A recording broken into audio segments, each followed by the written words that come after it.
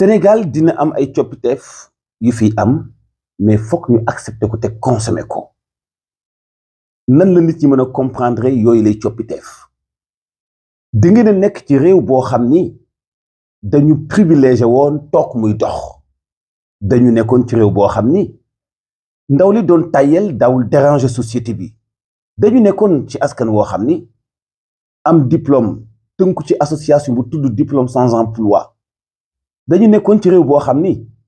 boo yokk sa ay militant wala sa base politique da ngay def ay recrutement abusif yoo tegul fenn dañu nekk ci réew boo xam ni boo féetee ak nguur doon entrepreneur mun nga gagner marché dañu nekkoon ci réew boo xam ni pour nga gagner marché fokk nga niinal saaku buntu saaku ni ñu koy faral di waxee la corruption dañu nekkoon ci réew boo xam ni marché bu war a coûter Sénégal 1 million dañu koy facturer 3 millions dañu nekkoon ci réew boo xam ni duñu tenir compte ci coono ak souffrance su askan wi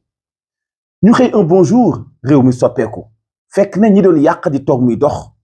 toog ci ay millions ak ay milliards am puissance lool ba waa Sénégal foogoon ni loolu muy dund wala loolu mooy àdduna ginnaaw bi lañuy soog a nag yeewu def ay remarque xam ni yëf yi tëddewul noonu te doxewul noonu mais pour ñu comprendre ko lu jafe lay doon mu laaj benn communication bu dëgër liggéeyu communication boobu nag mën a doon lu jafe lool ci suñu ay autorité parce que jamono jooju dafa am ñoo xam ni dafa fekkoon ñu toog ba noppi ci côté communication dugg ci wàllu politique yàq doongu neex leen bi président Diomaye ak Ousmane Sonko nekkee ci boppu Sénégal ak léegi ñu ni dara du fi dox pourtant wàññiteef am na ci dund bi pourtant ñi doon def spéculation amatul benn déchets yi nga xam ne am na ndax nit motul ak doxalinam ci la ñuy sukkandiku di yàq ci anam gu nekk ñi féeti ci côté immobilier di wax ñi féeti ci côté école di wax ñi féeti ci côté technique di wax ñi féeti ci wàllu mbay mi di wax te kenn ku mu ci doon xam nga ni li def ci yow espoir ba nga takkuwaat nanguwaat liggéey parce que changement dafa am ci Sénégal bu leen fàtte ni dañu nekkoon ci réew boo xam ni ñi ko jiite woon daaw ñu ñaax nit ñi ci liggéey dañu daan seetaan itam ñi liggéey te liggéey daawul tàqale kenn kum ndóol ñu gëmlu nit ñi yàq ak am bu yomb ñu jëli fi loolu tey am sakkanal war a doon lu implanté wu ci ñun faj soxla te mu doon farata war a doon lu ñu minal suñu bopp yooyu yëpp nag tey bala ñu koo def ci nit ñi lu jafe lay doon li ma bëgg a wax mooy am réew fii ak jikko yi ñi ko dëkke baaxuñu réew ma baax dina xaw a jafe lu caagi nag yenn doxalin yoo xam ni dañ koy woowee jikko ju bon mais jikko ju ñu contrôlé wul ci wàllu dépense ci wàllu finance ci wàllu gestion ci wàllu lépp loo xam ne askan wee ko war a bokk tey boo la ci ñi jiite réew mi dañu fay fekk benn système xam ngeen ni rey ko yombul ci biir administration bi am na ñu gëm doxalin bu njëkk ba ci biir diplomatie am na ñu gëm doxalin bu njëkk ba bépp banqaas boo dem am na ñoo xam ni doxalin bu njëkk ba moo leen di animé ba léegi parce que loolu la ñu xam loolu la ñu miin donc changement mënta yomb mënta gaaw itam parce que fokk ñu teg ay méthode kenn du wax dictature certes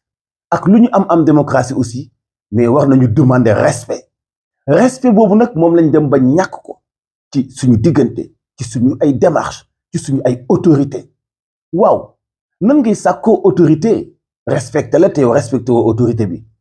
nan ngay bëgg autorité di déglu say kàddu di xool sa ay orientation te yow respecté woo ko lu jafe lay doon ñu am pays boo xam ni ñu bari ci population bi du ma wax nag majorité bi parce que majorité population bi ñoo fal tey ñi fi nekk mais benn minorité bu ndaw ñoo taxaw ni dëkk bi du am dal du am jàmm du ngeen dund ci jàmm Ousmane Sonko du baax Diomaye du baax te ñooñu askan wi leen fal ba noppi jox leen majorité à l'Assemblée nationale ñu digoon askan wi ni leen daañu leen xoolal seen alal saytul leen ko comme ni ko Bassirou Kébé waxee directeur général bu SNHLM nee na muy Diomaye muy Sonko kenn du pardonné benn DG bu fautif donte da nga bokk Pastef waaye loolu la ñu bëgg mais loolu la ñu soxla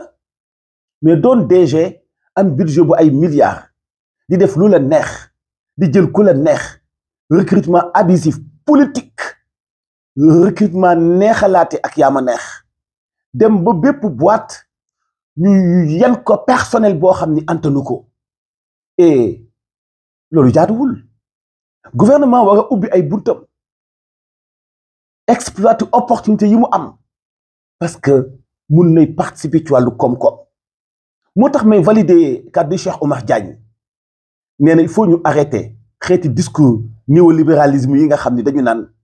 gouvernement du créer emploi dafay assainir environnement accompagner ñi créer emploi du dëgg effectivement wax na dëgg gouvernement dafa war a gën a créer emploi lépp luy ressource mu jël ko moom ko nationaliser ko créer nañu LONASE ñu créer beneen LONASE bu koy opposé wu buy concurrencer ak moom concurrence bu saine créer nañu poste ñu créer leneen lu mel ne poste lu gën a méngoo ak ni jamonoy doxee Sénégal mën na ko créer nañu Sénélec ñu créer leneen lu mel ne Sénélec parce que li tax ma wax leen loolu mooy tey boo demee ci wàllu électricité Sénélec ay société ñoo koy jaay courant mais Sénélec en même temps dafay jaay courant yeneen société yu ndaw yu étrangère yu nekk biir Sénégal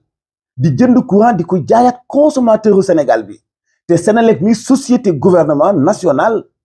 moom nekk fi mën a uuf ñooñu nga xam ni ñooy soxla courant bi leen étranger bi di jaay te di koy jëndee ci Sénélec xam nga loolu dafa paradoxal tey gouvernement bi war na créer beneen société bu mel ne poste bu gën a méngoo ak ni jamonoy doxee surtout bu ñu xoolee tey wàllu livraison yeneen société privée comme ay DHL ak yeneen ni ñuy mën a gagner xoolal tey tubaab yi nga xam ñoo nekk Sénégal ambassade yi di joxe ay visa ak yu mel noonu dañu lay imposer force DHL indil la ko distance bu gàtt da ngay fay lu ma 30 000 wala lu ko jigee pour lan parce que dañuy liggéey ak société yooyu nguur gi mënut a élaborer lu mel noonu bien sûr kon il faut ñuy arrêter naan nguur du créer emploi nguur dafa war a créer emploi parce que moo ko antan comme ni ko Cheikh Oumar Diagne waxee parce que bu ñu demee ba société yi nga xam ne dañu war a daanu dem ba daanu dong dese leen nguur dong moom man bu fekkee moom moomoon société boobu mu am garantie bu ko permettre mu dundalaat société boobu parce que moom dong la ay laafam dul tooy ba muy vide nañu bàyyi wax boobu média gouvernement daf ko war a am bépp société bu nekk fii gouvernement daf ko war a am moom ko contrôler ko ba noppi créer concurrence bi tey Emirates Dubaï moo ko moom mais ñaata compagnie aérienne la loi bi am la roi bi am pourtant du Emirates dong de Fly Dubaï gouvernement bee ko moom Etihad yi gouvernement bi moo ko moom mu nekk ñetti compagnie aérienne yuy def concurrence saine ci seen biir di liggéey yeneen ci ay infrastructure ci yeneen société boo demee yépp gouvernement bi moo ko moom mais askan wi dañ ciy gis seen bopp parce que dañuy xam ne du mus a daanu parce que gouvernement bi moo koy saytu alors yooyu yëpp na ñu wax ci xalaat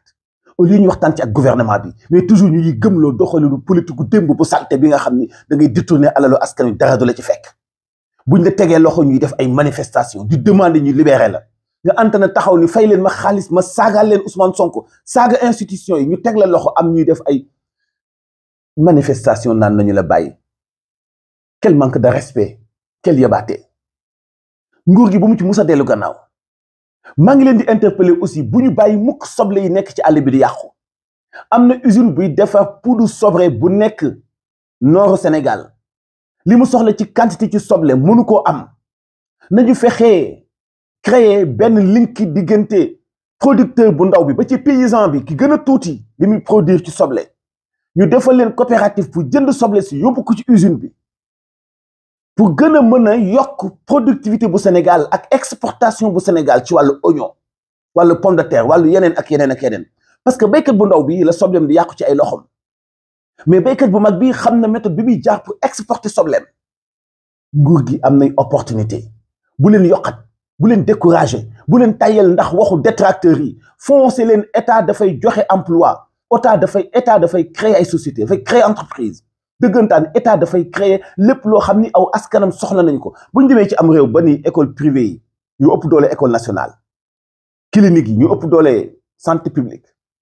lépp lu mu doon ñu bëgg ko privatiser ci Sénégal ndax libéraux yi fi nekkoon forcé ñu politique gu néolibéralisme de telle sorte que ku ne foog nga ni yow da nga war a am sa société bopp alors da nga war a liggéey ci société ba retraité société bi continuer ngay bénéficier wu ci li mu doon verser IPRES ñëpp mënuñu nekk ay créateurs d'emploi donte woon ni lu baax la donte woon doon entrepreneur lu baax la mais état dafa war a ñëw fekk la nga nekk entrepreneur mu doole la ba noppi créé waat moom laneen luy jël ay emploi yu ëpp yow yi ngay jël mais bëgg a taxaw di ñu gëmloo ni état warut a créer emploi état dafa war a defar benn environnement état dem ba ñu bëgg a génne lépp ci loxo état dootul contrôler enseignement dootul contrôler santé dootul contrôler transport dootul contrôler électricité dootul contrôler carburant dootul mais kon état lan lay contrôler ay institutions ay kii dong dépendre ci ay taxes kese non c'est pas possible loolu du politique gu patriotisme loolu kenn du leen ci fekk si moo tax ne foog ngeen taxaw gën a am courage def face ak détracteurs yi nga xam ne bariwuñu ak minorité lañ parce que sénégalais yi ñoo am ci yéen confiance fal leen ak fulla ak fayda ak détermination àndandoo ak yéen liggéey pour ñu soppi Sénégal pour jële fi politique bu xajam bi fi nekkoon toog muy dox day jeex dootu fi am mel leen ni kuy soog a commencé mel leen ni kuy soog a door fas yéene faxas lépp lu nekk pakk ci seen yoon pour ngeen wàccuwanteeg li sénégalais di xaar ci yéen parce que yaakaar ji ñu dëpp ci seen kaw moo metti xam naa ni doo leen ko tas noppiwu leen sax pour tas ko moo tax ma di leen encourager di leen ñaax ngeen gën a am détermination fulla fayda dem jusqu'au bout pour wàccuwante ak li sénégalais di xaar ci yéen